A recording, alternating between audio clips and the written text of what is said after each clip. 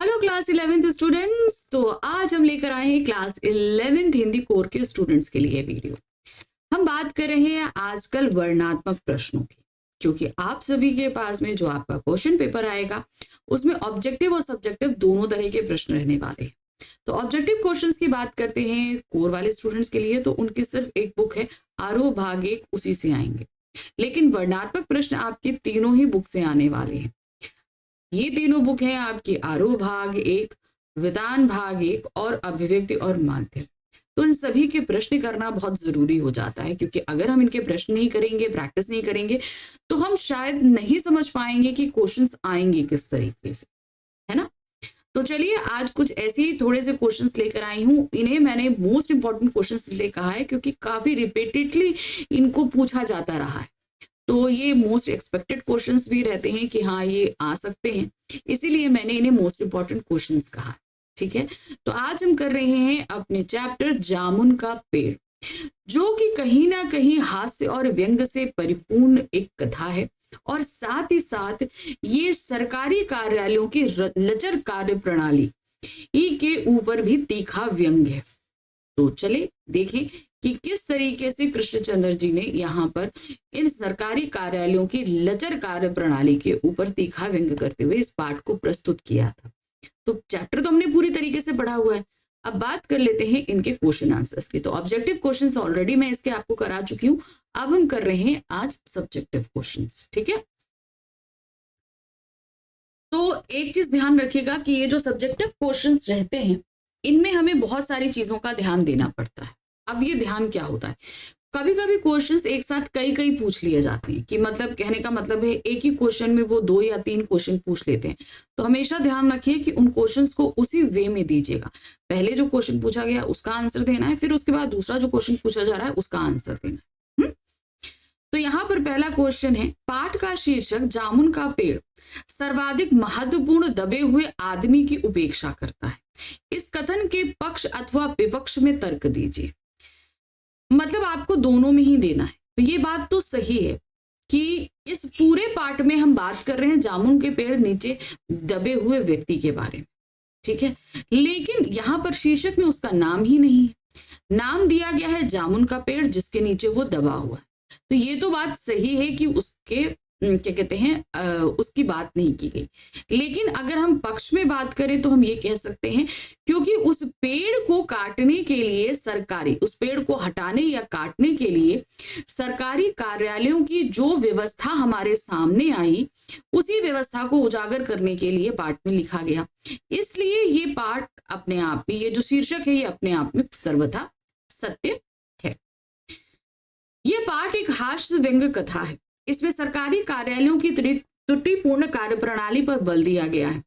उनकी लचर व्यवस्था पर करारी चोट की गई है, जो कहीं कहीं अतिशयोक्तिपूर्ण भी है, यानी कि बहुत ज्यादा बढ़ा चढ़ा कर कह दिया। जहां पर बोला गया ना पेड़ की जगह आदमी को काट दो, फिर प्लास्टिक सर्जरी करके जोड़ देना, तो यहाँ तो ये बात बहुत ज्यादा बढ़ा चढ़ा कर दी गई। इस प्रकार के वर्णन से सारी कथा अंधड़ में गिरे पेड़ पर निर्भर करती है। किस पर निर्भर है?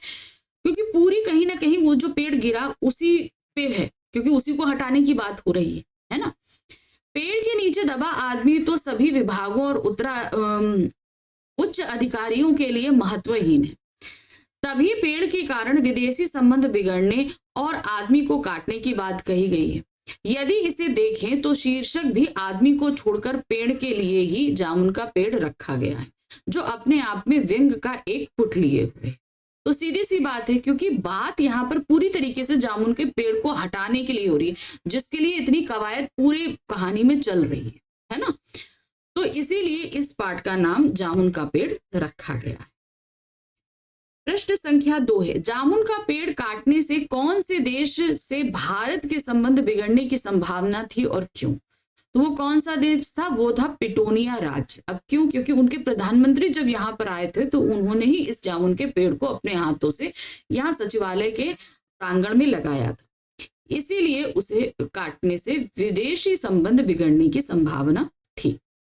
जामुन का पेड़ काटने पर पिटोनिया राज्य से हमारे संबंध सदा के लिए बिगड़ जाने की संभावना थी।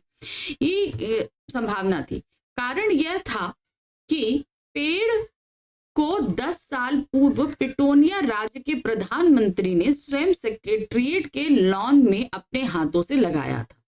अतः आदमी की जान का क्या, एक देश के साथ बने बनाए संबंधों का बिगड़ना अनुचित था। इसीलिए पेड़ को काटने की बात वहीं रोक दी गई कि भाई हम काट देंगे तो पूरे देश से संबंध बिगड़ जाएंगे। प्रश्न संख्या 3 है, जामुन का पेड़ पाठ का व्यंग स्पष्ट करें। इसमें सीधे सीधे कार्यालयों के जो कार्य करने के तौर तरीके हैं उन पर व्यंग किया गया है कि यहाँ पर इनके कार्यालयों की एक तो बहुत ही लचर प्रणाली है, दूसरा यहाँ पर पूरी ये कार्य प्रणाली मानवीय संवेदना के कहीं परे है। मानवों को क्या दिक्कत है, क्या परेशानी है, इससे उन्हें कोई मतलब नहीं है। उन्हें अपने कार्य जिन तरीकों से होने हैं, जिन प्रोसीजर से होने हैं, उन्हें उससे मतलब होता है। जामुन का पेड़ पाठ में कार्यालय तौर तरीकों में पाए जाने वाले विस्तार की निरर्थकता और पदों की क्रम संख्या को हास्यास्पद दशा पर करारी चोट की गई है। मानवीय संवेदना की कितनी उपेक्षा की जाती है। यहाँ पर मानव को क्या दर्द है, इससे किसी को कोई मतलब नहीं है। इस बात पर व्यंग किया गया है। एक मामूली सी बात के लिए सरकारी दफ्तरों में कई कई दिन लग जाते हैं। आरोप प्रत्यारोप, जिम्मेदारी से पलायन और काम के प्रति उदासीनता के चलते व्यक्ति की जान चली गई। तब कहीं जाकर उसकी फाइलों का काम खत्म हो पाया, यानी कि काम ना हो पाया, आदमी मर गया, वो बात अलग। यदि पहले ही निर्णय किया गया होता तो बेचारा दबा हुआ आदमी बच जाता, लेकिन सरकारी दफ्तरों की लचर नीति ने उसकी जान ले ली। तो सीधे सीधे यहाँ पर कार्यालयों में की जाने वाली जो कार्य प्रणाली है उस पर व्यंग किया गया है। प्रश्न संख्या 4 है, इस पाठ में आए किन्हीं दो करुणापूर्ण दृश्यों को अपने शब्दों में व्यक्त कीजिए। यहाँ तो बेचारा वो जो आदमी था उसके साथ ही वो दो करुणापूर्ण दृश्य हुए हैं कि किस तरीके से वो बेचारा व्यक्ति भूखा प्यासा है, उसे मालिक खाना खिला रहा है। दूसरा, हर व्यक्ति अपनी जिम्मेदारी उस पेड़ को काटने के लिए जिम्मेदारी नहीं लेना चाहता, उससे अपना पल्ला झाड़ रहा है। तो उस व्यक्ति के लिए बहुत ही करुणा उभरती है। पूरे पाठ में माली एक ऐसा पात्र है जो मानवीय संवेदनाओं के आधार पर दबे हुए आदमी के साथ सदैव बना रहता है। उसे निकालने के लिए सबसे निवेदन करता है। रात को उसके मुंह में दाल चावल और खिचड़ी डालता है। जब वह दबे हुए आदमी के मुंह में भोजन डालता है तो पाठक के मन में करुणा का भाव उठता है। तो पहला कहा हुआ कि वो बेचारा दबा हुआ व्यक्ति, उसको तकलीफ है, लेकिन तब भी उसे माली जो है भोजन करा रहा है। दूसरा पाठ का अंतिम दृश्य है जब प्रधानमंत्री ने स्वयं सारी जिम्मेदारी अपने सिर पे लेकर पेड़ काटने का हुक्म दिया। फाइल पूर्ण हो गई के साथ ये दृश्य आया कि दबे हुए आदमी का जीवन पूरा हो गया। जब उसके मुंह से कहते ना चींटियां लगने लगी थी, वो दृश्य अपने आप में बहुत करुणा वाला था। उसकी सांसें रुक गई, शरीर ठंडा पड़ गया और मुंह में से चींटियों की एक कतार जा रही थी। इसे देखकर पाठक का हृदय करुणा से भर जाता है। मतलब सोचिए कितना तकलीफ उस व्यक्ति ने सही होंगी। प्रश्न संख्या 5 है, सरकारी दफ्तरों की औपचारिकताओं की उलझन मनुष्य के जीवन से भी बड़ी है, सिद्ध कीजिए। यानी कि जहां पर हमारे जो प्रोसीजर्स हैं वो ज्यादा मायने रखते हैं, व्यक्ति को क्या तकलीफ है, क्या चीजें हैं, इससे किसी को कोई फर्क नहीं पड़ता है ना। पाठ के आधार पर यह कथन पूर्णतः सत्य है कि सामान्य सी घटना थी कि पेड़ के नीचे एक आदमी दबा है जो किसी भी तरह से निकाल देना चाहिए था। भाई पहले ही दिन जिस समय गिरा था उसी समय आप क्रेन मंगाते, पेड़ उठाते, व्यक्ति बच जाता, हो जाता ना। जरा सा काम था। पेड़ सरकारी दफ्तर के लॉन में गिरा था, इसलिए ये घटना भी सरकारी हो गई। कुछ लोग मिलकर जब उसे उठाने ही वाले थे कि सुप्रिंटेंडेंट ने आकर उन्हें रोक दिया और deputy secretary, joint secretary, under secretary, chief secretary, minister और ना जाने कौन कौन इस समस्या में कूद पड़े। उनके विभागों में उनकी फाइल चलने लगी। उद्यान विभाग, वन विभाग, व्यापार और कृषि विभाग में समस्या ऐसी उलझ गई कि विदेश मंत्रालय के बीच में आ गया। कल्चर विभाग, मेडिकल विभाग के कारण और उल्टी सीधी बातें चलती रही, पर आदमी वहीं दबा रहा। जब तक फाइल पूरी हो पाई, मौत से संघर्ष कर रहे उस आदमी की जिंदगी ही पूरी हो गई। तो कहने का मतलब है कि इनके जो प्रोसीजर्स हैं वो पूरे होने जरूरी हैं। अब ये प्रोसीजर्स हो भी किस लिए रहे हैं? एक व्यक्ति की तकलीफ को दूर करने के लिए। लेकिन जब व्यक्ति ही नहीं रहेगा तो आपके इन प्रोसीजर्स का मतलब क्या है? सीधी सी बात है। तो वो औपचारिकताएं ज्यादा थी, मनुष्य की तकलीफ, उसकी परेशानी यहां पर कहीं मायने नहीं रखती।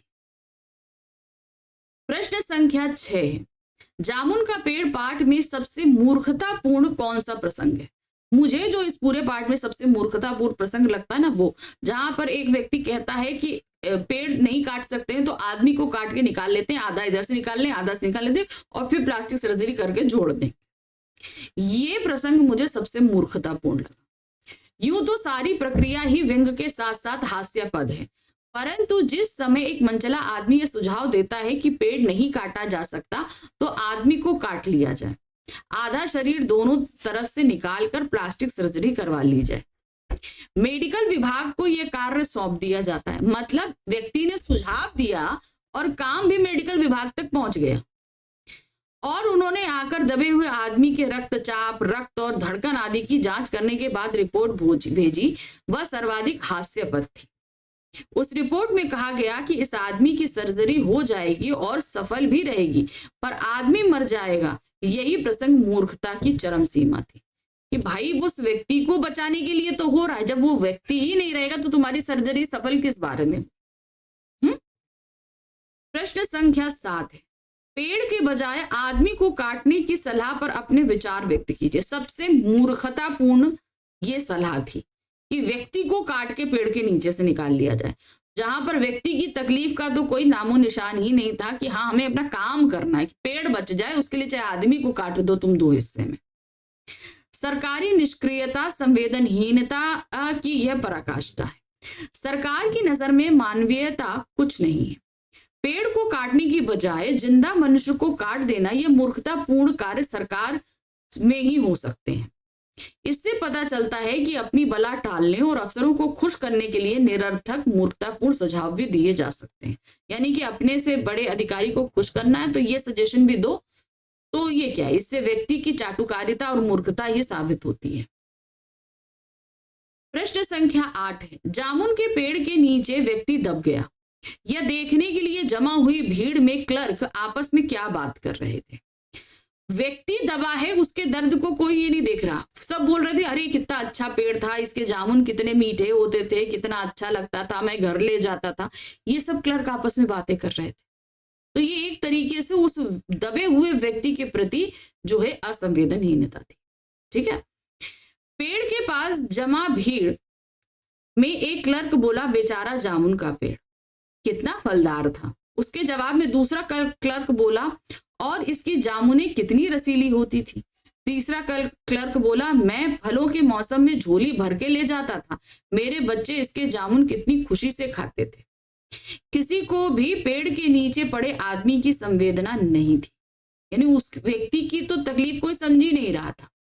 कोई भी उस आदमी को वहां से निकालने की बात नहीं कर रहा था। सबको पेड़ गिर जाने का अफसोस था, उसके जामुनों का अफसोस था, लेकिन उसके नीचे जो व्यक्ति दबा हुआ है उसकी दर्द या तकलीफ का किसी को कोई लेश मात्र भी फिक्र नहीं थी। प्रश्न संख्या 9 है, जामुन का पेड़ गिर जाने पर वहां इकट्ठा हुए लोगों की बातों में उनकी किस मानसिकता का पता चलता है? बिल्कुल संवेदन शून्यता का पता चलता है कि उन्हें मनुष्य के प्रति कोई भी दर्द या तकलीफ महसूस नहीं होती है। जामुन का पेड़ गिर जाने से वहां इकट्ठा हुए लोगों की बातों से उनकी संवेदन शून्य मानसिकता का पता चलता है, यानी कि दूसरों के लिए उनके मन में किसी भी तरह की परवाह नहीं है, उनके दर्द को वो महसूस नहीं करते हैं, इसका पता चलता है। जामुन के पास खड़ी भीड़, जामुन के पेड़ के पास खड़ी भीड़ को उसके नीचे दबे व्यक्ति के प्रति कोई सहानुभूति नहीं।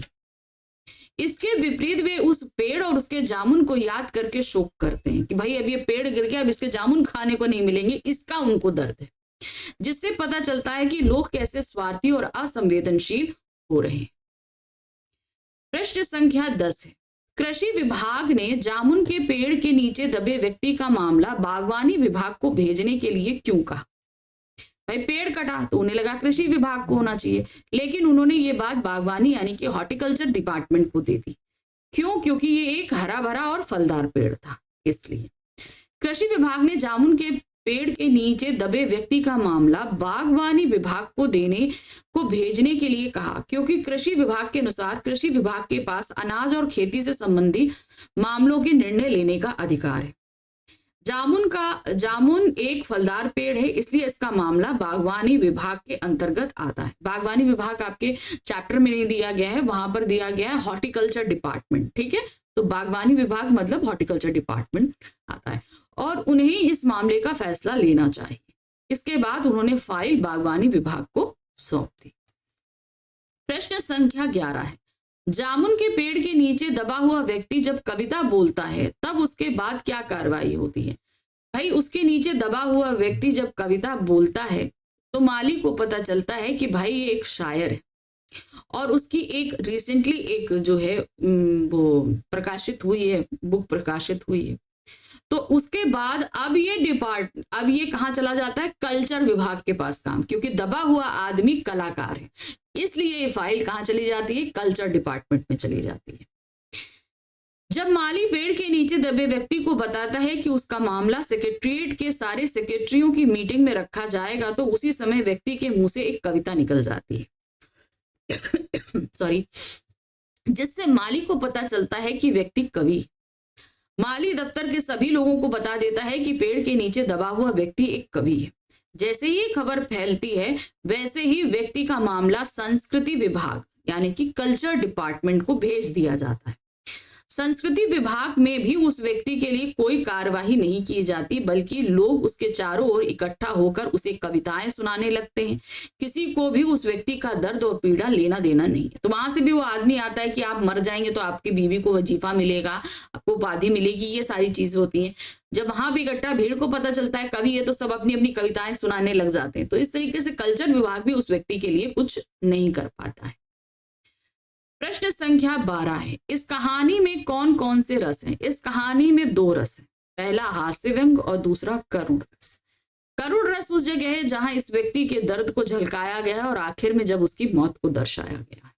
और हास्य व्यंग तो यहाँ पर पूरी तरीके से कई जगह पर हमें उजागर होता है जहां पर डिपार्टमेंट की कार्यवाही को लेकर सीधे सीधे व्यंग किया गया है। और हास्य उस जगह पर जहां पर जामुन को लेकर बात हो रही है, व्यक्ति को काट देने की बात हो रही है, इन सब जगहों। इस कहानी में हास्य रस के साथ साथ करुण रस भी है। इस कहानी में एक व्यक्ति एक पेड़ के नीचे दब गया है और लोग एक भीड़ में चारों ओर खड़े हैं। वे सभी जामुन के पेड़ के रसदार जामुन की चर्चा कर रहे हैं, लेकिन दबे हुए व्यक्ति को बचाने की कोई कोशिश नहीं कर रहा।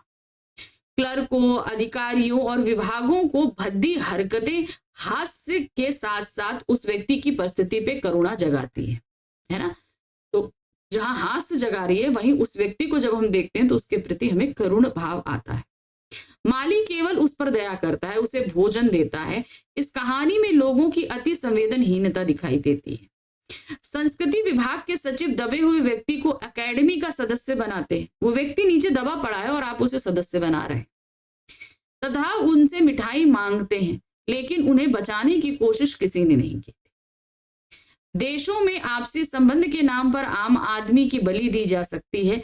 ये सभी घटनाएं हास्य के साथ साथ करुणा की गहराई को व्यक्त करती है। जहां पर लोगों की कार्यप्रणाली हास्य पैदा कर रही है, वहीं पर उन सभी प्रणालियों में उस व्यक्ति की जो दशा है वो करुण रस को पैदा कर रही है।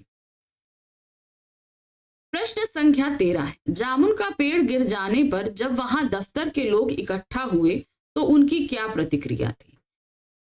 रात में आए अंधड़ की वजह से जामुन का पेड़ गिर गया, उसके नीचे व्यक्ति दब गया। अब जब सुबह इस सारी चीजों के बारे में सबको पता चला तो उस दबे हुए व्यक्ति के प्रति किसी की कोई प्रतिक्रिया ना होते हुए सब उस जामुन के पेड़ के गिर जाने से बड़े दुखी थे कि भाई इतने अच्छे रसीले जामुन थे। जामुन का पेड़ गिर जाने पर जब वहां दफ्तर के लोग इकट्ठा हुए तो उनकी प्रतिक्रिया बहुत अमानवीय थी। रात में के तूफान में सचिवालय के लॉन पर खड़ा जामुन का पेड़ गिर गया और एक आदमी उसके नीचे दब गया। सुबह माली ने इसे देखा और क्लर्कों को सूचित किया। वे सभी वहां इकट्ठा हुए और सभी जामुन की यादों और संस्मरणों में गायब जामुन के पेड़ों के गुणों को कह रहे थे। बेचारा जामुन का पेड़ कितना फलदार था, इसकी जामुन कितनी रसीली थी, लेकिन उनमें से कोई भी जामुन के पेड़ के नीचे दबे हुए व्यक्ति के बारे में चिंता नहीं कर रहा था। कि वह व्यक्ति जिंदा है या मर गया, उस व्यक्ति को कैसे निकाला जाए, इस बारे में किसी ने एक इतने % बात नहीं करी। सबको जामुन के पेड़ की। तो यहाँ पर उनकी ये अमानवीयता और संवेदनहीनता ही दिखाई देती है। प्रश्न संख्या 14 है, बागवानी विभाग के सेक्रेटरी ने क्या जवाब दिया? बागवानी विभाग यानी कि हॉर्टिकल्चर डिपार्टमेंट के पास जब फाइल पहुंची कृषि विभाग से, जब एग्रीकल्चर डिपार्टमेंट से जब ये हॉर्टिकल्चर डिपार्टमेंट के पास फाइल पहुंची, तो उन्होंने सीधे सीधे कहा कि भाई हम अभी जो है पेड़ लगाओ योजना पे काम कर रहे हैं और ये पेड़ ठहरा हरा भरा, इसको हम नहीं काट सकते। बागवानी विभाग के सेक्रेटरी ने बड़ा ही मूर्खतापूर्ण जवाब भेजा था, जिसमें उन्होंने कहा कि बागवानी विभाग अभी पेड़ लगाओ योजना पर काम कर रहा है, इसलिए अभी कोई फलदार वृक्ष को नहीं काट सकता है। यानी कि वो व्यक्ति मर जाए तो मर जाए, लेकिन हम फलदार पेड़ नहीं काट सकते। प्रश्न संख्या 15 है, कहानी में कौन कौन से विभागों के नाम सम्मिलित हैं? ठीक है, चलिए देखते हैं। कहानी में निम्न विभागों के नाम सम्मिलित है। सबसे पहले आता है व्यापार विभाग, क्योंकि सचिवालय के ये बिजनेस डिपार्टमेंट के प्रांगण में ही ये पेड़ लगा था, इसलिए सबसे पहले व्यापार विभाग आया। अब चूंकि ये पेड़ था तो ये मामला गया कृषि विभाग के सामने, तो कृषि विभाग ने ये मामला सौंप दिया बागवानी विभाग यानी कि हॉर्टिकल्चर डिपार्टमेंट, जो कि हरे भरे और फलदार पेड़ों से रिलेटेड रहता है। अब उसके बाद बात आई कि भाई इस पेड़ को नहीं काट सकते हैं क्योंकि ये फलदार और हरा भरा है, तो चलो आदमी को काट के निकाल देते हैं। तो उसकी फाइल पहुंच गई कहाँ? मेडिकल विभाग में। ठीक है, फिर उसके बाद पता चलता है कि ये व्यक्ति कवि है, तो विभाग पहुंच जाती है संस्कृति विभाग यानी कि कल्चर डिपार्टमेंट में। फिर उसके बाद बात पहुंचती है फॉरेस्ट डिपार्टमेंट में, और उसके बाद पहुंचती है बात विदेश विभाग में। तो इस तरीके से फाइल एक के बाद एक दूसरे विभागों में जाती रही कि किस तरीके से पेड़ को काटा जाए। पेड़ तो नहीं कट पाया, लेकिन हाँ आदमी जरूर निपट गया। तो ये था हमारा चैप्टर जामुन का पेड़, जिसके माध्यम से हमने देखा कि सरकारी विभागों की लचर कार्य प्रणाली को और उस पर आधारित इतने सारे प्रश्नों को। तो चैप्टर यहाँ तो खत्म हो गया है, लेकिन बहुत अच्छे से इन सभी प्रश्नों को देखिएगा ताकि आप अच्छे से इनकी प्रैक्टिस कर पाए और एग्जाम में आने वाले क्वेश्चंस के आंसर्स भी आप लिख पाओ। ठीक है, आपको ये वीडियो कैसा लगा? लाइक सब्सक्राइब शेयर जरूर कीजिएगा और कमेंट बॉक्स में मैसेज जरूर ड्रॉप कीजिएगा। चलिए मिलते हैं आगे। Thank you for watching, bye bye.